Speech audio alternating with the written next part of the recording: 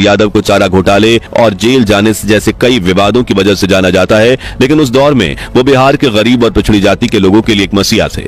शंकरशन ठाकुर यादव की जीवनी में लिखते हैं, वो पटना के फ्रेजर रोड चौराहे पर पहुंचकर हाथ में मेगाफोन लिए खुद ट्रैफिक नियंत्रित करने लगते थे। सरकारी दफ्तरों और पुलिस थानों का अचानक दौरा कर गलती करने वाले अधिकारियों को वही सजा दिलवाते थे और पटना मेडिकल कॉलेज में खुद खड़े होकर इमरजेंसी वार्ड में मरीजों के साथ आने वाले लोगों के लिए रैन बसेरा बनवाते थे। इतना ही नहीं, लालू कई बार बीच खेत में अपना हेलीकॉप्टर उतरवा देते थे और लोगों को अपने उड़न खटोले में चक्कर लगवाते थे। अपने मोटर के काफिले को अचानक सड़क के किनारे खड़ी कर वहां घूम रहे गरीब बच्चों को टॉफी बांटते थे और कभी कभी तो गांव के गरीब किसान के घर पहुंचकर खाना खाने की फरमाइश करते थे। वो उनके बच्चों के साथ गाना गाते थे और मर्दों से पूछते, खैनी है तुम्हारे पास?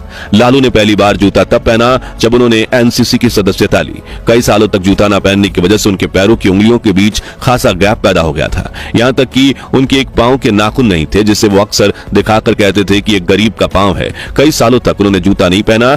एक बार एक बैल उनके पैरों पर चढ़ गया। वो अपनी गरीबी को अपनी आस्तीन पर रखकर चलते थे। वो आज भी पैरों में चप्पल पहनते हैं। जब उनसे इसका कारण पूछा जाता है तो वो कहते हैं, जूता लगाने से दोनों पांव में हीट पैदा होता है। चलिए अब सुनते हैं वो किस्सा जब आज भी भारतीय राजनीति के गलियारों में बैकडोर पॉलिटिक्स की सबसे दिलचस्प मिसाल माना जाता है।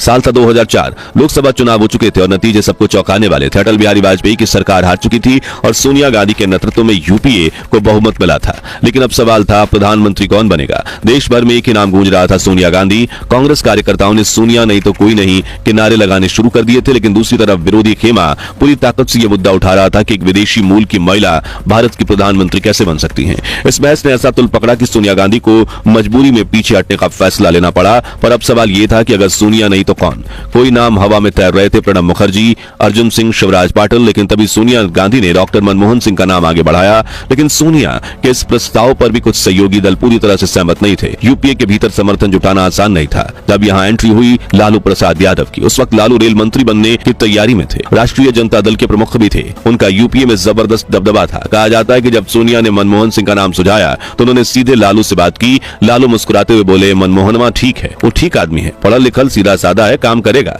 और जैसे ही लालू ने हरी झंडी दी, बाकी दलों का समर्थन भी जुट गया। लालू ने खुद आगे बढ़कर मनमोहन सिंह को समर्थन देने की घोषणा की और बाकियों को भी मनाया। 21 मई 2004 को डॉक्टर मनमोहन सिंह भारत के 14वें प्रधानमंत्री बने और इस तरह भारतीय राजनीति के इस बेहद अहम फैसले के पीछे मूक सूत्रधार थे, वो थे लालू प्रसाद यादव। लोग चाहे जितना मजाक उड़ाएं, लेकिन लालू को पता था कि कब कौन सा कार्ड खेलना है। और यही वजह है कि वो आज भी सिर्फ एक राजनेता नहीं बल्कि भारतीय राजनीति की सबसे रंगीन और रणनीतिक शख्सियतों में से एक माने जाते हैं। चलिए आखिर में हम लालू प्रसाद यादव के कुछ मजेदार भाषण देखते हैं। 50 करोड़, 50 करोड़, 70 करोड़,